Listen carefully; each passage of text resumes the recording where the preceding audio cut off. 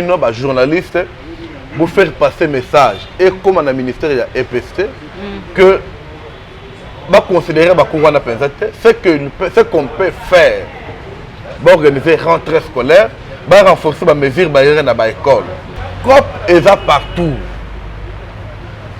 COP est partout. Quand on a un meeting, on a la place parce que on a Congo. Maman, au moment où on a une ville, dernièrement il y avait Ben Dabik entre chef de la police à Kinshasa, on va gérer le côté où on a le Congo, na il y a province ya Congo central, bazala ka bayana oy akoleka te. Mindiga kobeta, on dirait que vous voyez? Donc c'est pour dire que bazo rendre mauvais service à chef de l'État, mais Willy Bakonga excellence, a une bonne volonté pour aider chef de l'État à me revoir le système. Donc bako réseau peut en ligne et ça la gaga le moi sentiment morobo ya que makambo fait le même. À ne pas beaucoup considérer, à ne pas beaucoup donner une importance à que et c'est pour ça que je bazo la nangote pour au-delà des provinces awa kene na changu awa Kimanteke Ndili Masina mama mune Kimanteke wana toza na ba quartier baza na ba poto ya courant bazo mona singa courant mais courant tchelo kota te sikoyo bilini oh non à Kinshasa tu peux faire cours en ligne pour ça mwana galonda na courant na Android nini tu peux to fongola ba ciné ya ko bana bana kotala ba cours ya vidéo na ciné na quel Android le téléphone m'a touché, mes parents bazo tekate. Maintenant moi je m'adresse à l'excellence Willy Bakonga. Voilà. Excellence, tu es du domaine. Vous êtes historien. Ça c'est critique historique. Comme vous l'enseignez aux élèves et vous l'avez enseigné, faites critique historique du ministère de l'EPST. Kotala bato bazalaki avant yote ou cause la bazalaki famille politique mon côté pas le bakeno ko essayer baningate mais faites ce qui est bien. Je vous connais, vous êtes un homme de qualité, un homme qui aime le bien, un homme qui aime donner la chance à la valeur. Bonjour chers internautes de Léon Joléo, bienvenue déjà sur notre chaîne YouTube et je suis très contente parce que vous êtes déjà branchés et connectés. Comme d'habitude, aujourd'hui, nous allons recevoir pour vous le promoteur Mutombo Mwana Divin, analyste politologue et promoteur du lycée Marie-France. Avec lui, nous allons parler sur la reprise de cours en République démocratique du Congo. Après ces moments de confinement, on se pose trop de questions. Vous nous avez appelé, vous nous avez demandé plusieurs questions. Vous avez besoin de bana bakotanga lisusu to bakotanga te mais jusque là selon les informations tozwaki année blanche ezalité donc bana bakotanga et ba reprise ya cours ezali quand parce que nous sommes déjà dans le mois de mai les juin déjà toyebi que zaka mois moko bana bakendara ba congé et tout mais jusque là les cours ne sont pas toujours repris et on s'est dit avec lui nous allons essayer de parler sur la reprise des cours après les moments de confinement et pendant ces moments de confinement, qu'est-ce que les élèves font à la maison et les réponses, ça sera à la bouche de M. Mutombo Mwana Divin à qui nous disons déjà bonjour promoteur. Bonjour Madame la journaliste Rebecca Bilène.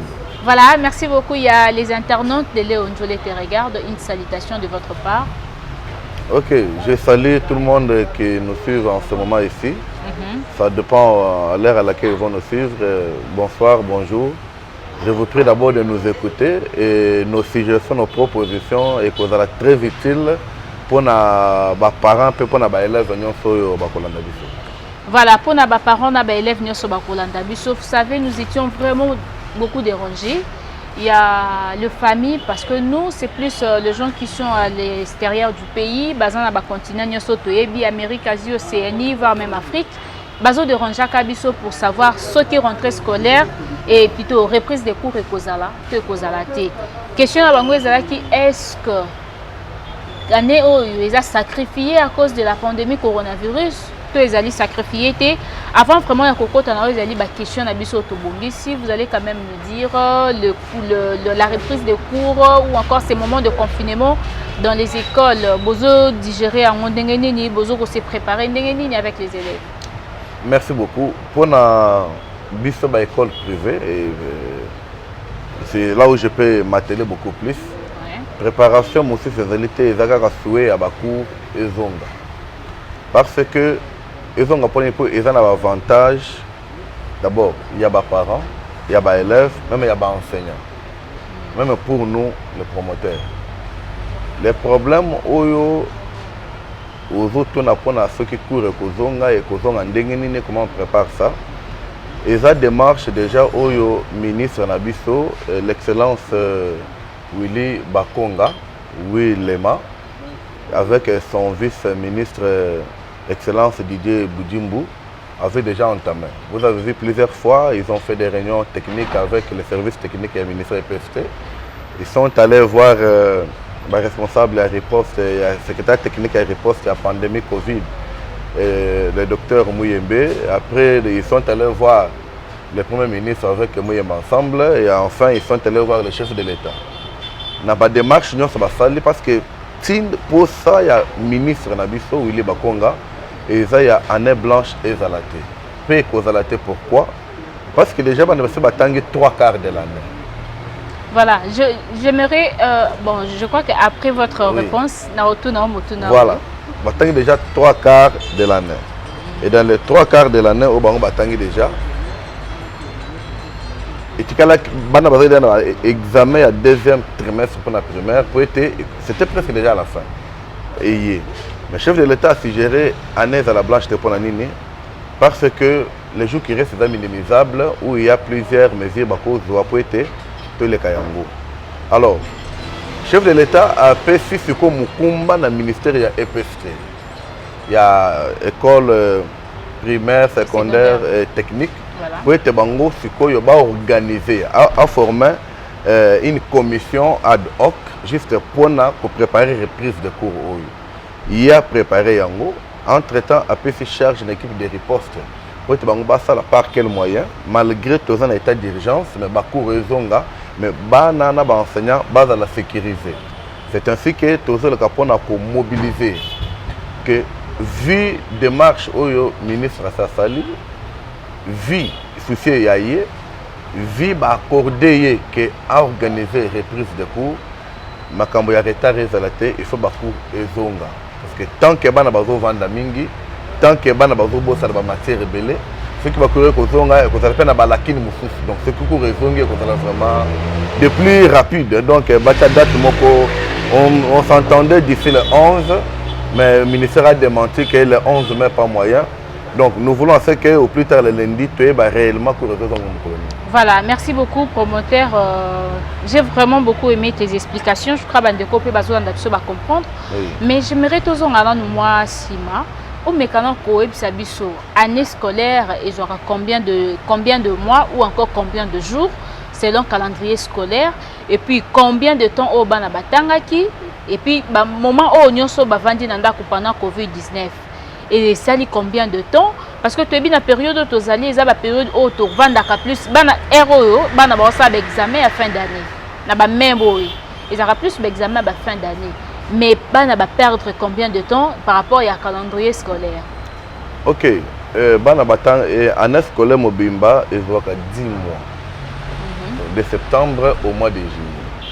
Alors, état d'urgence, et le moment que à partir du 24 mars. On va le mois de mars, presque avril. Or, avril, ils ont presque année à Pâques et à congé, et moi à Pâques et à congé. D'où à partir du 5, 17, 18, 19, déjà, on a besoin de congé à Pâques. Donc, il y a quelques jours où on a besoin de congé à Pâques. Tu vas à la fin du mois d'avril pour être malamoko l'examen de la fin d'année. Donc, les enfants ont étudié. Si on prend septembre, octobre, novembre, décembre, janvier, février, mars, ils ont étudié 7 mois. Et tu as 3 mois. Et tu as 3 mois. 3 mois. Et puis, perdre combien combien de temps? Aujourd'hui, ceux qui ont commis un mois quelques jours. Un mois quelques jours, dans le calendrier scolaire, oui. Un mois quelques jours, on a cours, rater une grande partie de la leçon. Il y a un système actuellement, il y a télévision, cours télévisés ou encore cours na niveau internet bana bakoko récupérer baton na nyonso. Wana toboyi. Je suis contre ça. Bacours en ligne.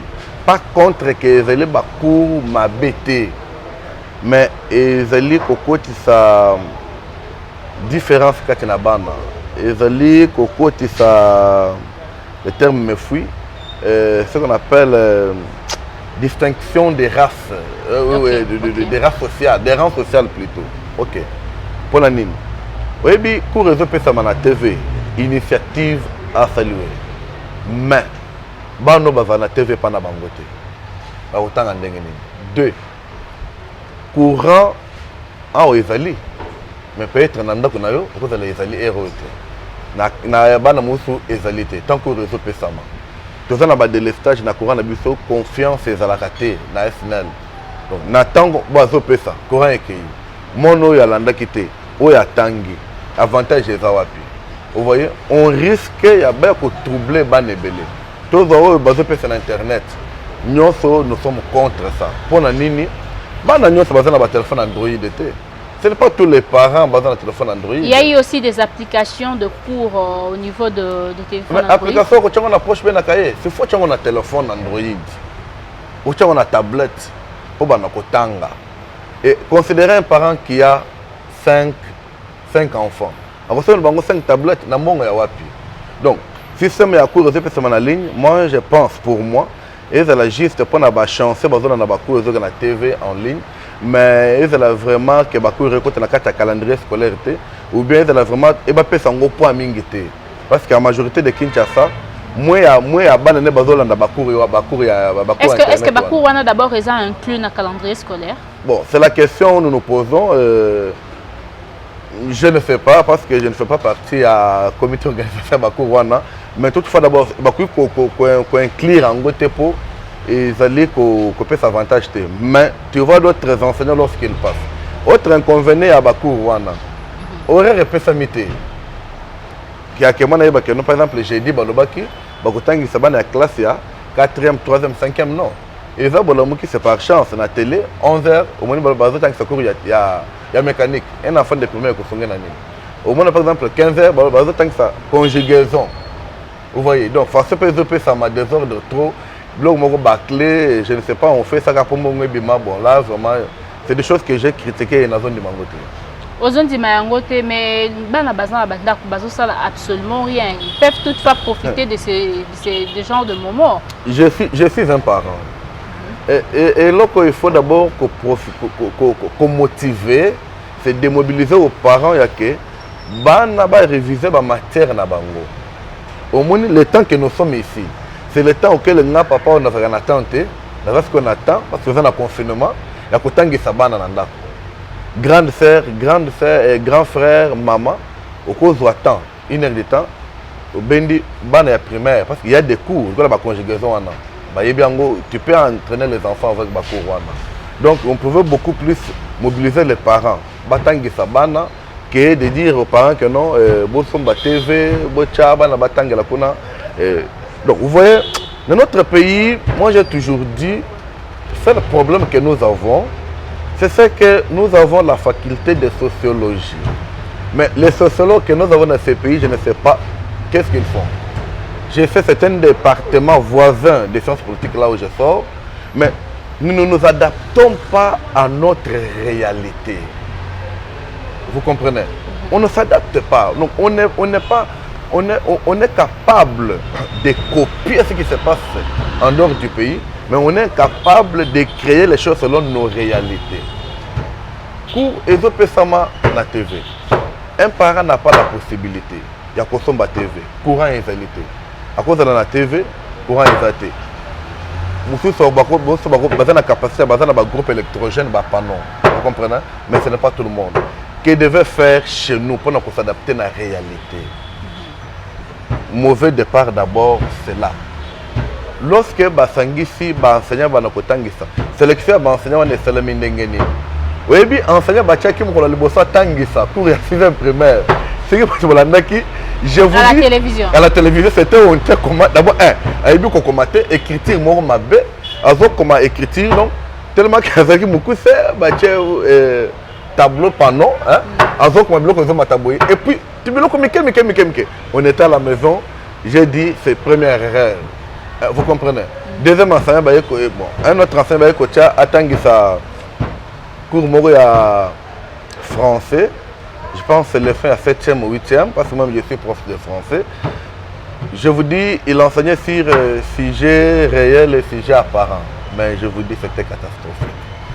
C'était catastrophique. Donc, je vous dis que sélection est seulement je ne sais pas pourquoi. Maintenant, nous voulons savoir, sélection et salamine à niveau, il y a ministère et enseignement, et salamika par rapport, il y a l'école, la talibo école, et puis les chaînes au bazo divisé bakouana, et ça la chaîne oyo.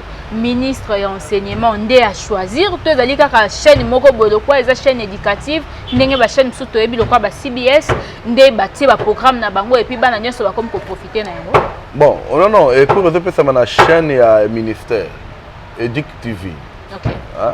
Eza chaîne à ministère bien ezali normalement chaîne faut collaborer na ba école. Bon, je ne sais pas si ça se fait parce que chez nous là-bas tout le monde a bango batikala ko sanate. Et puis, tous les journalistes ce sont des gens connus, mais mingi sont des journalistes politiques.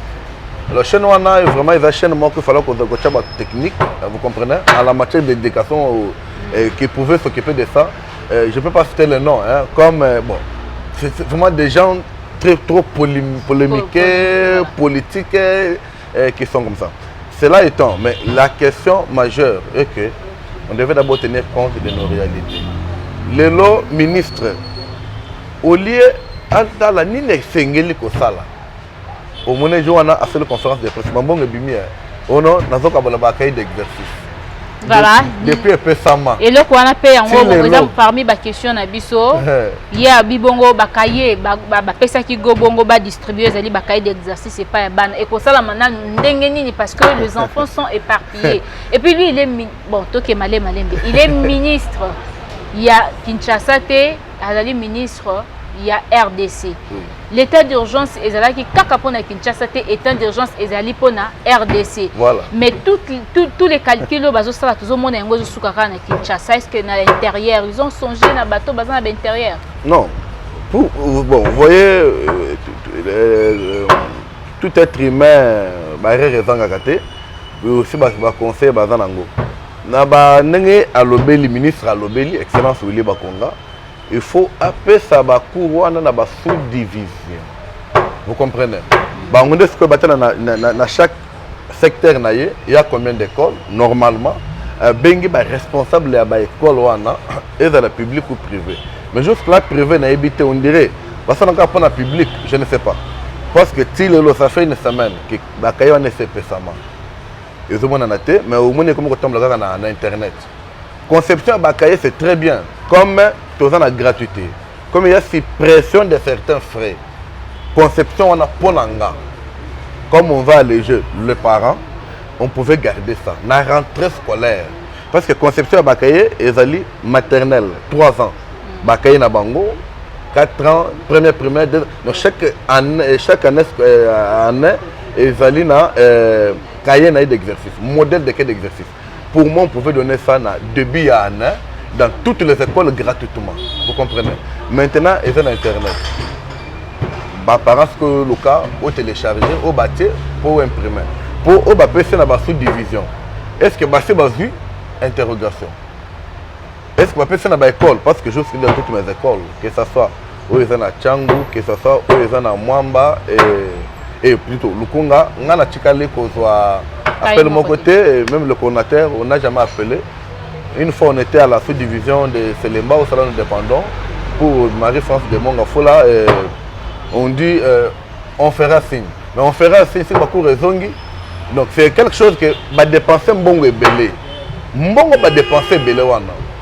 Si on pouvait prendre le mesure au lieu d'acheter les cahiers, prendre le temps et couper sa bouille, organiser désinfection à la salle, consommer même un gel, consommer un masque, couper ça dans l'école pour les élèves. Vous comprenez? Il faut que la cour en respectant les mesures préventives. Classe. Au moins tout élève, il peut avoir qui élève le enseignant a le petit Dieu. Ce que l'enseignant dit, c'est que l'enfant accepte. Parce qu'aujourd'hui, mesure, il y a 20 personnes. Tout ça peut être au moni bateau, le cabazo qui est le cimetière, maître Moga Boxa Kofi. Mais je l'ai fait pour les bons Mobimba, Kolongwa, Tina, limité Boye. Il y a qui pouvait les séparer. Qui avait le masque, mon côté. Mais si réellement, c'est pas parce qu'il y a un masque, j'ai la école, attention, bon se comporter boye. D'ailleurs, communication pouvait bien passer que quelques aventures aux mona, la communication est bien. Vous comprenez? Donc, ils ont bien et puis ils ont freiné inutilement. Voilà, quelques aventures aux mona, communication est bien. Ça veut dire quoi? Est-ce que vous ne croyez pas que le coronavirus est allé? Le coronavirus 2019 est allé, pour 2018 est allé, 2017 est allé, 2016 est allé. Oui, est allé 2019. De l'autre côté, il n'a pas retourné à 1000 cas. On a 937 cas. Il n'a pas retourné à 1000 cas. Et il y a des gens qui se demandent, parce que masque, il faut porter. Les policiers, écoutez, il y a des aventures. Non, pour la nini. Voilà. Les policiers ont pour un masque, non?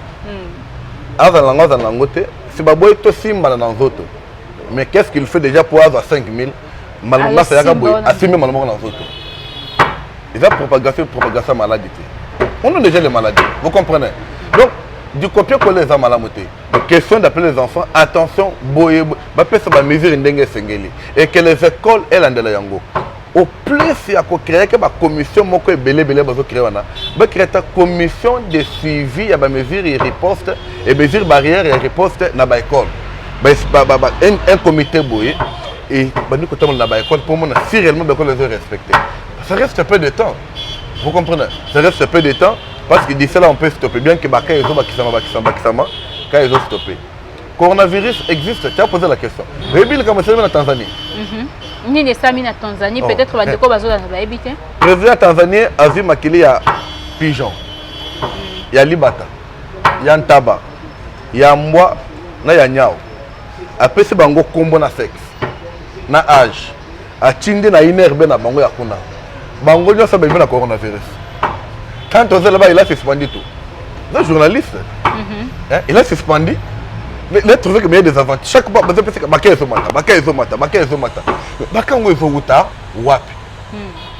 mais avec sagesse, c'est quelque chose, et l'équipe partout est bannie. Maintenant, Niao a le coronavirus, Pigeon a le coronavirus. Nous ne disons pas que, comme étant un aventure, il faut avoir un bon côté. Mais il faut soulager le peuple. Ce qui est coronavirus, écoutez l'exemple, c'est le marché à Selembao. Je vous dis, tu vas le bébé maintenant.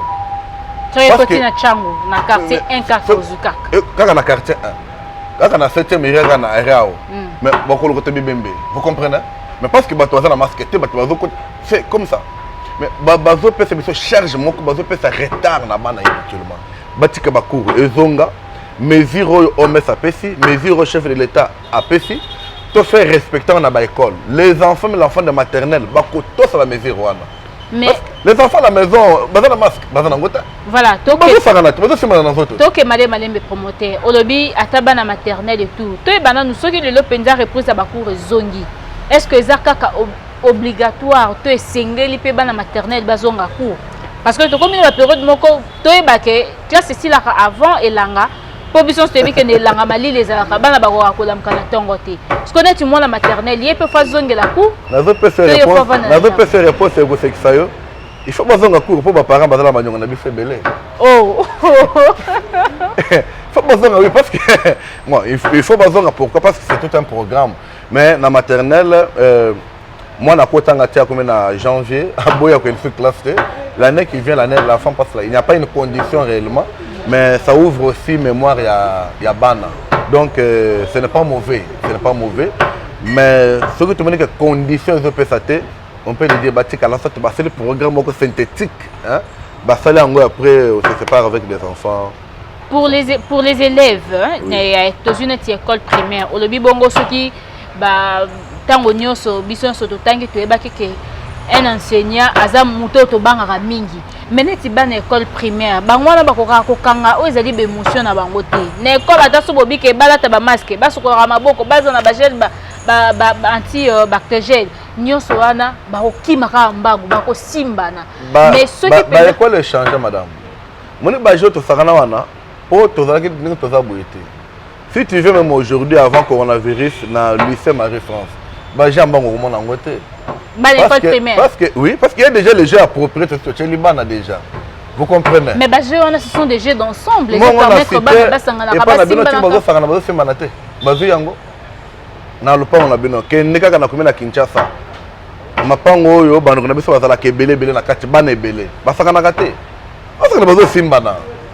vous comprenez? Mais c'est la discipline qui fait.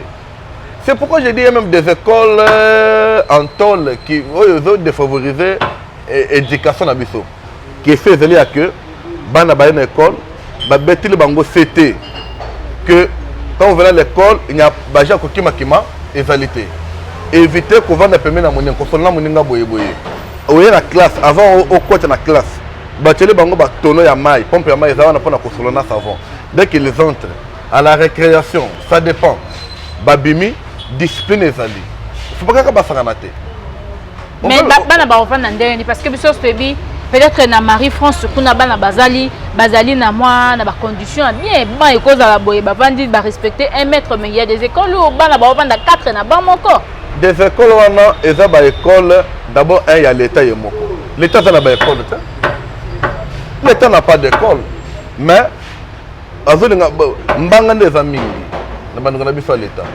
Quand nous parlons ici, parce que lui-même le ministre de l'EPST, monsieur Excellence Willy Bakonga, a des écoles privées.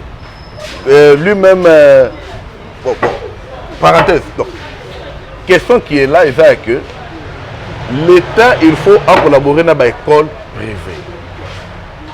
Lycée Marie-France de Mongafola, vers Mounongola, il y a une école qu'on appelle ILES, Yébani, c'est des Ngafani, un truc comme ça. École on a ce qu'est le lot, l'école primaire. Un enseignant a plus de 130, 140 élèves. Dans la salle de classe. Dans la salle de classe. Et avec la gratuité, pour l'État, or l'État, l'idée, c'est ce qu'on dit de rompre un petit peine. Ce que tu as l'État, il est que 3. Bandaka qu'on rompt un gaba. 10 peines. L'État, il est que 3. Mais nous avons des écoles, nous avons des bâtiments. L'État pouvait soulager les parents, seulement il veut aider les parents. D'ailleurs, on était ouvert au début là. Parce que ce n'est pas moi qui parle sollicité par l'État que non, il y a un peu de faire un bon pour la Rosabana. Non. Ngai l'école ngai ngai pour nous foutre les pas à motuté. Si on a monnaie non, gratuité comme il est cher, n'a pas gâté. Na tika ma école, comme un hôtel. Na volia bien. Na un appartement à louer, na volia kitoko. Mais l'éducation à bana pe ko za raté déjà tu dis que monde lelo bana bazali ko apprendre malamu tendenge za ba parents tout ce qui est gratuit et za la kana légèreté mon et za na poison retardé katina yango. Gratuité pour quelle qualité d'enseignement? Madame, on a temps kendela na lycée Bosangani. On va en face na hôpital à Kitambo. Écoute, c'est on a fait kaka. Bazan la première primaire A B C D E. A B C D E là, dans une classe 120, 110, 180 élèves. J'ai d'autres écoles au bas, pas ninga bazo tangisa. Au tenir au corriger à devoir, il y a nine. Interro, c'est un peu fait interro. Ba papier on a corriger en gote. C'est trop. Bana baleke belé. Mais basa nani pour ba côté bana en fait. Pour ba pesa bana ba point, pour ba casser ba point bana pour na ba résultat et bima ya fin. Oui, il y a pas que ba pareil à Kinshasa. Ba comme ko corrompre même pour la maternelle. Maternelle et l'enfant aura quelle éducation? C'est ça que nous disons que ce sont des choses qu'il faut organiser, qu'il faut communiquer. Un parent avec la poste moi na ya baté. Pour l'année. Pourquoi tu as peine à raison pour moi na tenga si le musala malonga et zo mona naté bien que les choses sont en train de se construire pour le moment ici. Parents à Koya, pour ce cas, comment dans la classe. Moi j'ai demandé à un parent, c'est quelqu'un, c'est mon beau-frère. Quand je parle là à Yebi, il dit, il est un avocat. Il dit, façon les enfants étudient dans cette école, bien qu'il y ait la gratuité. Je te demande que les enfants n'auront rien. Il me répond, ah papa, basunginga na pema. aux autres pour na couper ça quel produit na ban. L'État pouvait négocier avec les écoles privées. Mais ça, c'est aussi votre devoir. Vous êtes promoteur des écoles, en fait. Oui. Un administrateur de l'école, un promoteur de l'école, ce qui ici, enseignant, ne fût-ce quand même un bon secret, vous n'êtes pas un parent, un moine, pas un moine. Suspendu, ça fait partie de l'éducation aussi des enseignants. Pour qualité, il y a lycée Marie-France, il pense qu'il y a des parents oyo bakotala parce que je vous inviterai ceux qui courent et bandits, je vous inviterai pour passer une émission là-bas au monde ndenge makambo les cas. Vous comprenez? Chez nous c'est la discipline. Vous verrez même des commentaires, il y aurait des commentaires et parents bakotala biso et vous diront côté wana faut que l'on a lycée Marie-France. Lorsque nous parlons de légèreté éducation, mingi eza na ba école privée organisée té. Eza d'abord na ba école privée agréée oyo okuti mutoza na ndako chambre salon. Biloko il faut ministre ba kongata lango bien, il faut chef de l'état fongola miso. Chambre salon a té ba section ya école maternelle, primaire, secondaire wana ba section na oyo ezala té na bois, menuiserie, construction. Mais chambre salon kaka oyo bureau eza wapi, salle de classe eza wapi, ba classe eza séparé ndenge nini? Bureau na bango eza la véranda. Véranda on est bisika ba levo bazalaka 3D na ba section bazozanga na 4 place wana. Même enseignant nande tantôt article bango ba résumé. Tantôt pour les enfants même en 6e de humanité, français ba yibi kolobate, ba yibi kokoma yango te, faut dire des français parler. Vous comprenez? Batala d'abord question de place wana. Deuxième légèreté eza na ba école oyo officielle oyo commis il y a gratuité. Les enseignants vous comprenez? Et à la fin de l'année pour entrer maintenant dans l'école officielle et comme il y a un préfet, il y a un directeur, il y a l'école et il y a bien enseignant. Alors, dans l'école privée organisée, c'est organisé. Nous ne pouvons pas laisser aller non. Mais dans l'école où il y a il y a 2 chambres à salon, section c'est la 4. On a triplex. Au moins, quand chez moi, dans le lycée Marie-France, on dit un enfant qui reprend l'année, parents, le pas si moi, on a dans la classe égalité. À quel côté est-ce que d'abord, le monde où tu as le lot, la classe. Moi, je me rappelle à l'époque, juste 50% qui est 3e, il faut quitter na 2e. Est-ce que Babylone Kabongo est à la carte dans le monde? Quand je parle ici, moi j'ai des amis qui sont en Bango. Ok, tu as la boy. Tu as collège de Genda Téné. Pourquoi tu as fait moins de 55%? Mais pas maintenant. Mais chez moi, j'ai donné de l'ordre au coordonnateur, à tous les préfets et même au directeur, que lorsqu'un enfant n'a pas de niveau, parce que si moi on a cité à l'objet, tant grave. Dans le lycée Marie-France, au Yébité, c'est l'école qui aura mauvaise code. Cet enfant, il faut acquérir ta classe, il faut abandonner la classe. Je connais des parents, pour ne pas citer les noms, un enfant est en 3e littéraire. On m'a dit niveau à moins d'égalité. J'ai testé l'enfant, j'ai vu, l'enfant méritait à la 6e primaire, même 5e primaire.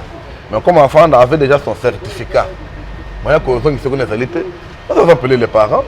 C'était même sa grand-mère, on a expliqué que non. Soit moi, je suis à l'école, je suis voisin, je suis en début, je suis en 7e ou 1er CO. Un enfant qui devait passer en 5e, son niveau n'allait pas. J'ai vu son père qui m'a même aidé dans l'école, on l'a expliqué. Vice ici à Zanango, et moi, je suis en 3e primaire. Il y a des parents qui acceptent, mais il y a un parent, moi, je suis de l'autre côté. Pendant moi, je suis 5 enfants dans l'école.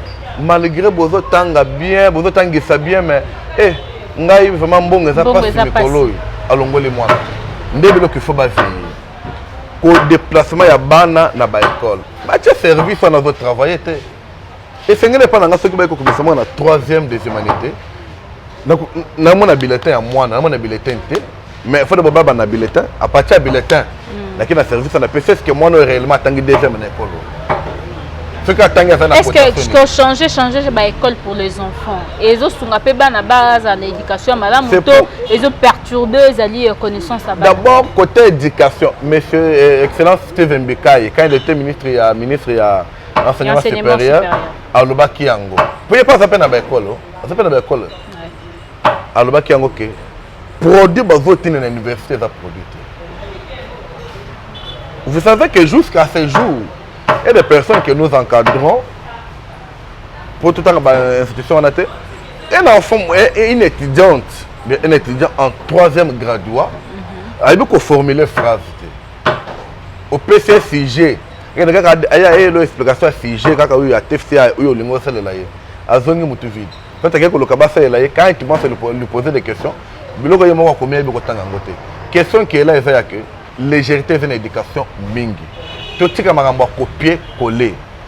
Pause autosie, il y a état d'urgence.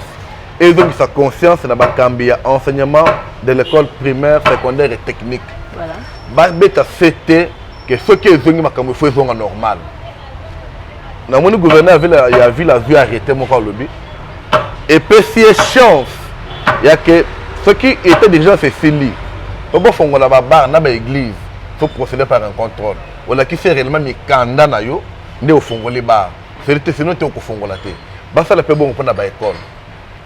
Parce que pour agréer une école privée, tu es but dans un rapport de viabilité. On envoie les inspecteurs, dans une école, il y a combien de salles de classe, organiser la section, vu le nombre de salles de classe aux Anango, vu la section organisée, ou à toilette, ou à bureau. Mais quand les inspecteurs viennent à l'école, c'est 10 000 francs. Pour nous, 10 000 francs à sacrifier toute une génération, à sacrifier toute une éducation. Maintenant, il faut que c'était normal. Ils ont vraiment normal. Cours, mais ils ont avec discipline. Il y a un comité qui a suivi l'enseignement. Tout inspecteur, il y a un faux rapport, va frapper par la gestion. On a une reprise de cours après le moment de confinement. Tous les Makambo, Bandeko dans le ministère, pour la rentrée scolaire l'année prochaine, ou autre chose. Même à rentrer, on peut profiter. On peut profiter. Vous voyez, la loi est dure, mais c'est la loi. Vous comprenez? Je vous dis, il y a des écoles.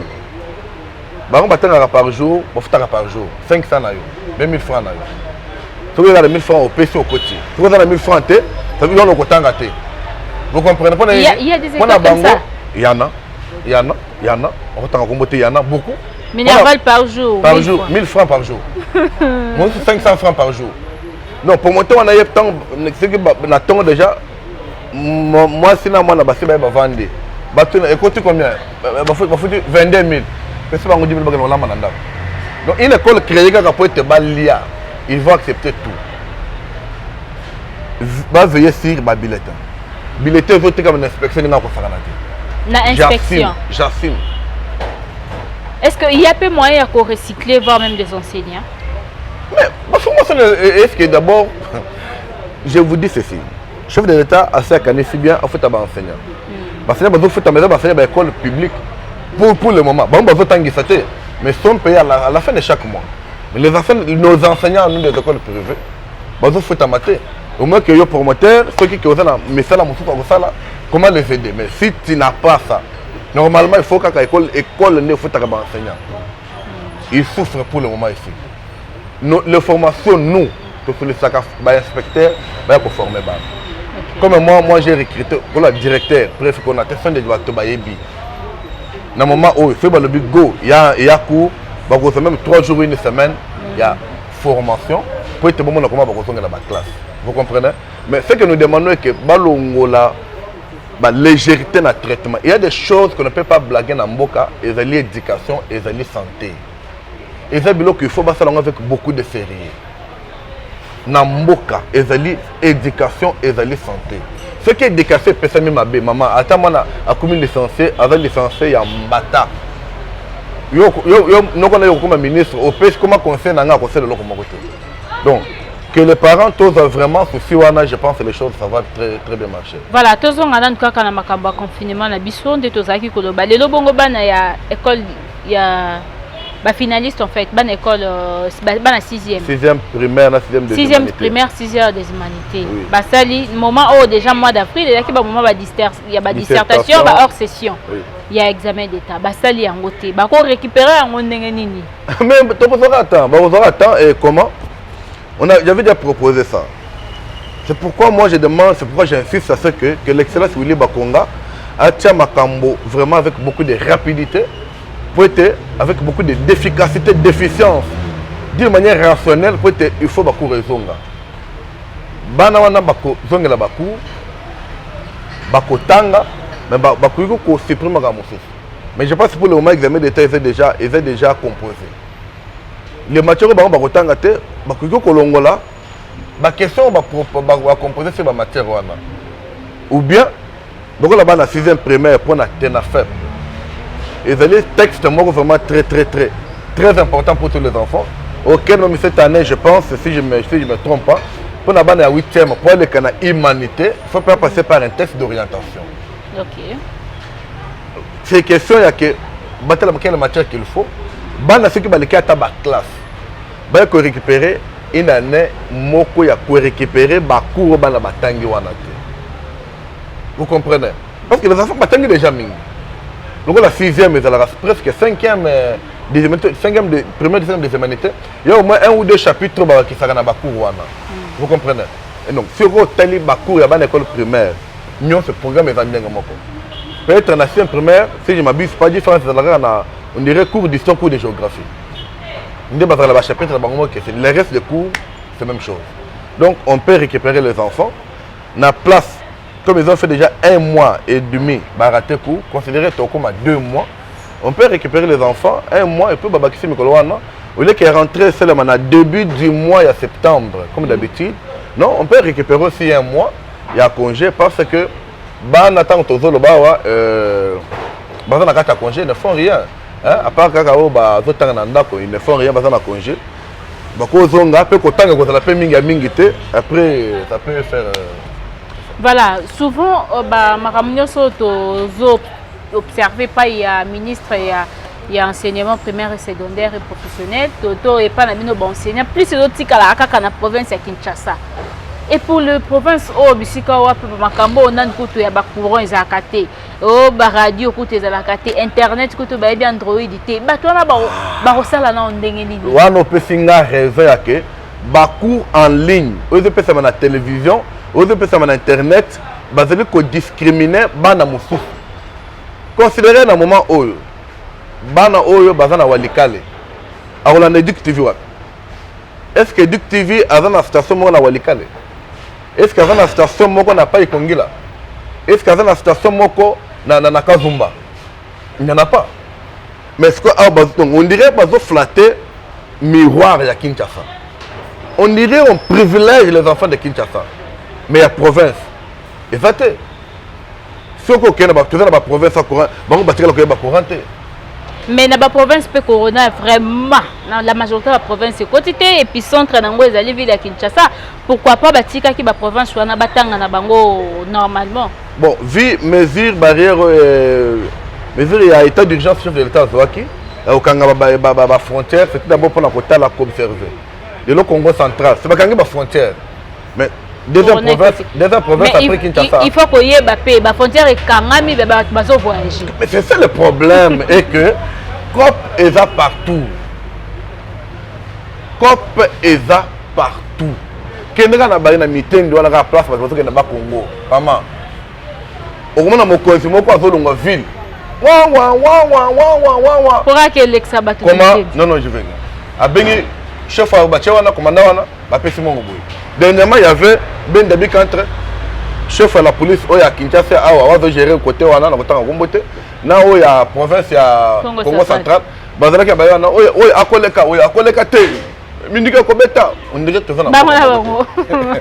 vous voyez? Donc c'est pour dire que on va rendre mauvais service à chef de l'État. Willy Bakonga, excellence, a une bonne volonté pour aider le chef de l'État à revoir le système. Donc, on va faire ça en ligne. Et ça la moi sentiment que à ne pas beaucoup considérer, à ne pas beaucoup donner une importance et c'est pour aider pour au-delà des provinces awa kene na Tchango awa Kimanteke Ndili Masina maman mune Kimanteke wana toza na ba quartier baza na ba poto ya courant bazo mona senga courant mais courant etelo kota te sikoyo bilini oh non à Kinshasa tu peux faire cours en ligne. Pour en ligne pour ça, moi na cours. Android ni. Tu peux tout faire la ciné, ya ko bana bana ko tala ba cours ya vidéo na ciné. na quel Android le téléphone m'a cher mes parents bazo te gâté. D'ailleurs moi j'ai pitié, j'ai même pitié des parents et je me dis Seigneur attends ma cour ezongi biso ba promoteur faut moi tout ça la réunion bien au interne ko ba parents mawa parce que les parents plupart na Kinshasa ba te kaka bazo te gâté plupart ba débiré na zanda bazo salate. Vous comprenez comment les choses vont se passer. Ça c'est trop grave. Donc c'est pour dire que ma cour en ligne bino ba journaliste pour faire passer message et comme un ministère il y a EPST que va considérer ce qu'on peut faire pour organiser rentrée scolaire, pour renforcer les mesures barrières dans l'école. Chaque fois, on va désinfecter la salle, on va faire ça gel, on va faire ça citerne na maï, on va mettre maï et dans chaque commune, on va faire maraté, on va faire ça maï dans l'école, on va savon dans l'école. Quand les enfants viennent, mais tanga, donc le tout se passera mieux et l'année sera mieux. Sinon, vous avez fait sa charge inutile. Copier-coller. Exemple la Tanzanie, voilà. Jusqu'à nouvel ordre. Voilà, jusqu'à nouvel ordre. Mais toujours qu'elle n'est pas petit à petit. C'est ce que le chef de l'État a fait, je pense, hier. C'était il y a l'avant-hier. Et puis, il y a une section par tous ceux qui ont visité les malades, les gens sont là à l'aise. Mais awa, tu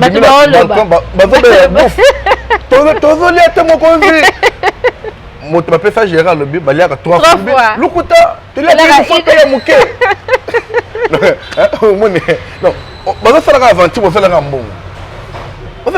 Est-ce que exactement pour na Kinshasa non c'est comme un cop bandeko bazo wol sambongo yango pe baliba sacrifier za l'éducation ya bana pona mbongo to ndengeni. C'est état de droit sur le but. État de droit le but on doit soutenir. Mais il est difficile de soutenir l'état de droit s'il n'y a pas la discipline. Vous comprenez? Parce que le long yoko côté na la côte na lycée Marie-France les camarades boité voisins à sali langoté tous les parents qui m'ont côté facilité pour qu'ils n'aient pas côté pété côté moins cher côté à légèreté. Je connais ah non tant que ça va bien mais ah il pas bien la discipline si moi dans Sénégal comme que boyé cher pété. Moi je suis moi j'étais enseignant. Moi j'ai enseigné chez Excellence Bakonga. Il me connaît ici, son procès de latin et de français. Hein.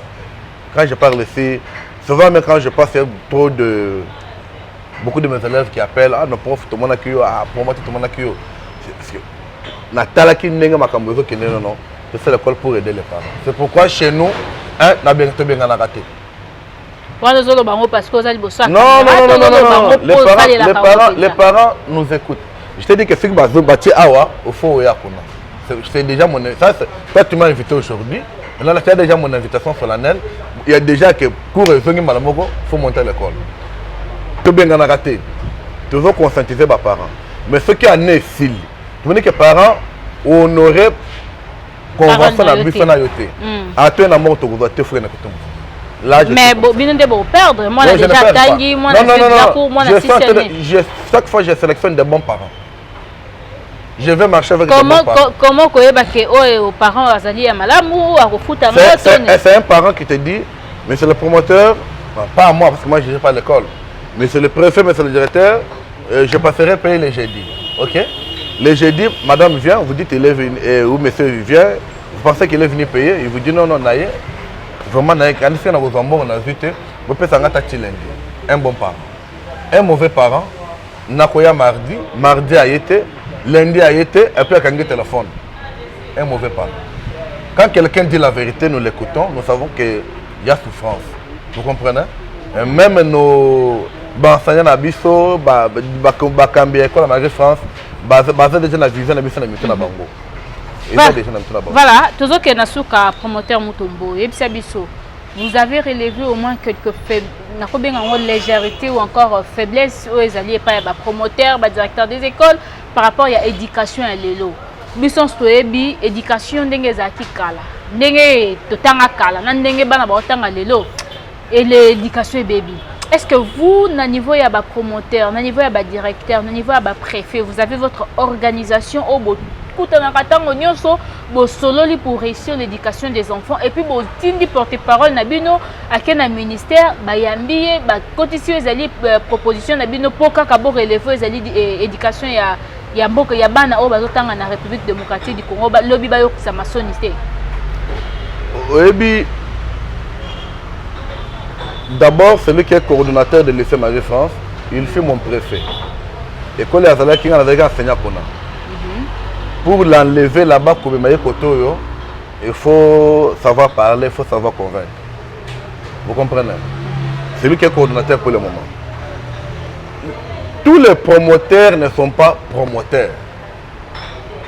Comment ça? Je vous ai dit que ce qui est éducation dans Mboka Banezo Beba, mingi mingi ça peut enseigner.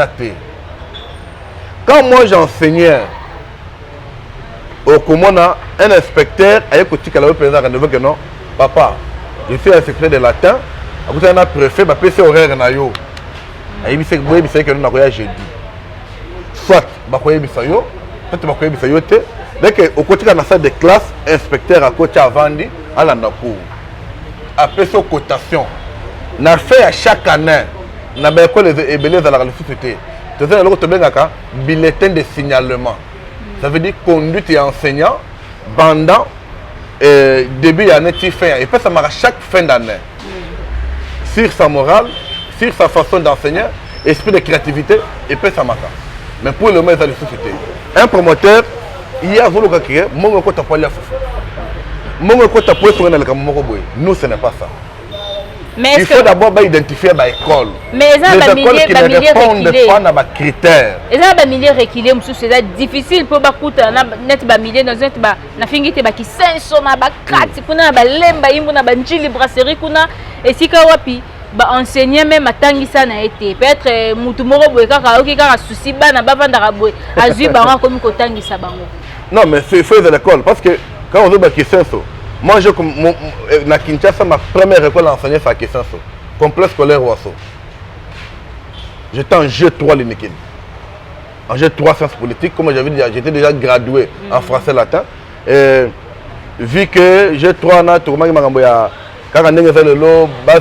j'ai profité, non, j'ai commencé à enseigner là-bas. Et c'est là où j'ai eu promotion comme directeur des études là-bas. C'est par après qu'on nous a sollicité ailleurs. Ces charges commis, nous avons les fait. Même dans la fin fond, l'État à la carte. Question toujours martelée, c'est que va se précipiter quand on a rentré reprise de cours. Mais bataille quelle qualité cours est de quelle manière nous avons besoin de qualité.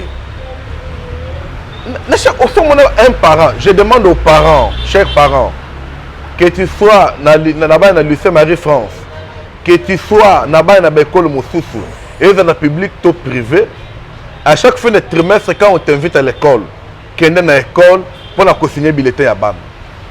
Un parent du début à la fin, a comme à l'école à ban. Mais au moment de la rentrée scolaire, à ce moment là pour la classe où il a dit. Au tunier, au lieu que tu as moi dans la 4e littéraire. Qui t'a dit qu'il est resté en 3e littéraire? Tu mais attends, qui t'a dit qu'il est pour la ligne, c'est comme ça dans toutes les écoles. Nous demandons que le ministre à l'Obéla, je l'ai suivi la fois passée face à l'Obéla Bandoka, se coupe. À l'Obéla, il y a un inspecteur, après ce meeting, un inspecteur général et enseignement. Que ceux qui inspectent une école, blaguent à la tête. Tout ça peut se faire contre-expertise dans l'enseignement comme un inspecteur, il ne peut pas comparer avec un rapport. Parce que Bango ne sera pas moi 10 000. Non, au moins, enseignant, parce que c'est ça les choses que moi j'entends. Dengue Zali à préparer une matière. Parce qu'un enseignant ne peut pas enseigner sans préparer ma matière. À préparer, c'est bon. Talaga vraiment, vous n'inspectez à vendre, à PC coach dans l'enseignant, à mon état de document mon côté. Non, les choses qu'il faut revoir dans l'enseignement. Si réellement M. Willy Bakonga veut rester, et une mission difficile avec M. Didier Budimbu, Babet a fait la qualité d'enseignement. Balande l'enseignement dans l'école école privée. Toutes les écoles où il y a ce mandat, va supprimer l'école. Va supprimer. D'ailleurs, c'est un travail qu'on avait déjà fait. Mais je ne comprends pas jusqu'à ce jour, ça continue. Va relever la liste de l'école qu'on a déjà. Mais où école école un enseignant autant ça vu que bana mbongo ezate na première heure bâtir na première bâtir na deuxième bâtir na troisième donc autant que c'est la 3 salles de classe et des écoles comme ça bana bakutanga ni les enfants profitent de la faiblesse et ça ne marche pas donc bakour ezonga mais avec une qualité bon va profiter de la reprise va relever ma faiblesse dans l'école va relever faiblesse dans le système éducatif pour que l'année scolaire 2020-2021 va faire le nettoyage à l'école va faire le nettoyage à l'enseignant pour que les choses soient. Voilà, c'est déjà la fin de l'émission. Une conclusion par rapport à la date au gouvernement qui le 11 mai il fallait classer zonga et que ceux qui ont PS que classe yango et kozonga tozela après 15 jours il y a état d'urgence on va prolonger des classes kozonga. Si vous pouvez conclure par là au PCP moi synthèse na yo na main soto sololi. Merci beaucoup madame Rebecca. Synthèse nangai d'abord je veux remercier pour tes messages au Eleka. Mais je peux relever que le gouvernement qui date le 11 c'était une date spéculative et les même encore kaboye. C'est dernièrement où le 11 et mais ce qui est sûr, le président de la République, son Excellence, M. Félix Antoine Tshisekedi Tshilombo, chef de l'État, a pris déjà ordre au ministre il y a EPST, Excellence Willy Bakonga et son vice Didier, dans l'équipe de riposte pour organiser une reprise de cours. Donc, le chef de l'État s'est déjà quitté dans la condition. Maintenant, moi, je m'adresse à l'excellence Willy Bakonga. Voilà. Excellence, tu es du domaine. Vous êtes historien. Ça, c'est critique historique. Comme vous l'enseignez aux élèves, et vous l'avez enseigné, faites critique historique du ministère de l'EPST. Kotala, qui avant, au cause de la famille politique, mon côté, mais faites ce qui est bien. Je vous connais, vous êtes un homme de qualité, un homme qui aime le bien, un homme qui aime donner la chance à la valeur. Vraiment, dans le comité de Sengotia, tu as tout sérieux. Si vous coupez ça dans le service technique et le secrétariat général dans le bâtiment, vous avez une inspection générale. Mais l'andela, ce qui se passe, l'andela vraiment, pour que l'erreur et ça la malefouté. Avec toi, il faut que l'enseignement na RDC ait la qualité na yango. Ndenge otangaka, ndenge biso totangaka, ndenge biso totangaka na école na yo, discipline au tchaka. C'est ce qui nous a donné motivation le tout un peu promoteur. Vraiment, je parle na équipe de riposte. Ne vous limitez pas seulement à ce que l'OMS a dit. L'OMS, à cause de l'OMS, vu ce qu'il a vu en Italie, vu ce qu'il a vu en France. Vous prenez des mesures selon les réalités de la RDC. Parce que ce que je sais, l'équipe de riposte, et agent de santé, c'est tout le monde inclus dedans. Vous êtes spécialiste, tout le monde a une contribution à Bisso, vous avez des mesures essentielles, vous avez léger pour être ministère et organisé, vous avez et la cour la contamination est à la tête. Tu sais que les ennemis de Mboka Bazali, les ennemis, il y a un peu de lingi monsieur Willy Bazali, bazongi secours, na cour bazongi maladie comme belé. Non. Tous les jours belé ils ont matin, ba cour bazongi té. Donc, vous avez mesures essentielles, regardez les réalités, vu aussi les communes, les milieux auxquels se trouvent les écoles, pour que vraiment les choses marchent bien. En synthèse, en tant que promoteur, nous avons fait à nos parents en attendant, papa au banor bima, attend au tangate, mais il y a moi na zoaka etanga. Moi na réviser matière. Maman doit réviser les matières avec les enfants parce que bientôt bakure kozonga. Ne vous contentez pas seulement qu'à ici là, ndenge bozo senga et tika la boye kasi bana bale ka ba classe, ce qui baleki matière batangite, c'est cosa difficile. Encouragez les enfants. J'encourage tous les élèves de toutes les écoles de la République démocratique du Congo, vous avez éducation au sérieux, vous avez temps, vous préparez matière, vous avez finaliste, réviser les matières, vous avez déjà bien. Évitez qu'il y ait des anciens, étudiez ce qu'on vous a enseigné. Parce que d'ici là, beaucoup de devant examen, devant les épreuves, devant le contrôle et la connaissance à Nabino. Donc, vous avez une chance que vous êtes able à préparer l'examen d'État, vous êtes able à préparer l'examen Nabino. Ce que je peux dire en synthèse, c'est ça. Voilà, merci beaucoup promoteur Mutombo, Mwana Divin, voilà.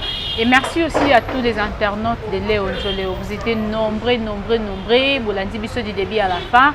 C'était vraiment une émission spéciale pour l'éducation des enfants, pour les enseignants, pour les enseignements en République démocratique du Congo. Boyoki Bongo, le promoteur Mutombo, message naïe, c'est là qui profond, a mis un peu pour s'exprimer en tant qu'enseignant, en tant que promoteur, en tant qu'encadreur des élèves, des enfants à niveau de l'école, à yebindengeni éducation au Congo et zo kendele.